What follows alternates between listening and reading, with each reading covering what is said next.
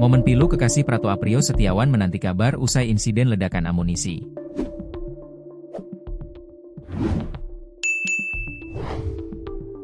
Kekasih Prato Aprio Setiawan, Dita menantikan kabar anggota TNI yang ikut dalam pemusnahan amunisi di Garut itu.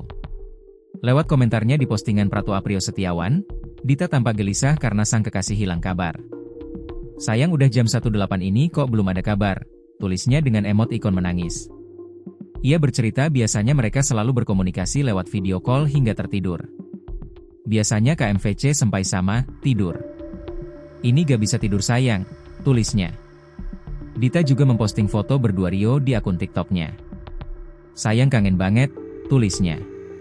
Prato Aprio Setiawan merupakan satu dari 4 anggota TNI yang gugur dalam tugas pemusnahan amunisi kedaluarsa pada Senin, 12 Mei 2025. Di hari yang sama, Prato Aprio Setiawan sempat memposting video.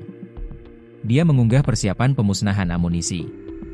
Tampak sejumlah anggota TNI memakai sarung tangan putih dengan baju dan celana panjang menyusun amunisi di lubang. Saat ledakan, terlihat semua anggota berlindung di bawah sebuah papan. Tak ada tulisan keterangan yang ditulis Rio. Tapi pilunya, akun bernama Dita menulis komentar pilu. Dia mencari keberadaan Rio yang tak kunjung memberinya kabar. Setidaknya ada 4 anggota TNI yang tewas dalam tragedi maut di Pantai Cibalong, Garut, Jawa Barat pada Senin, 12 Mei 2025. Kepala Seksi Sistem Informasi Manajemen RSUD Pamaung Peuk, Yani Suryani, ada 9 jenazah yang berhasil diidentifikasi. 4 anggota TNI dan 5 warga, jelasnya.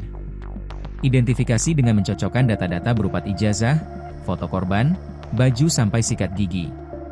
"Semua kami minta untuk memudahkan proses identifikasi," kata Yani.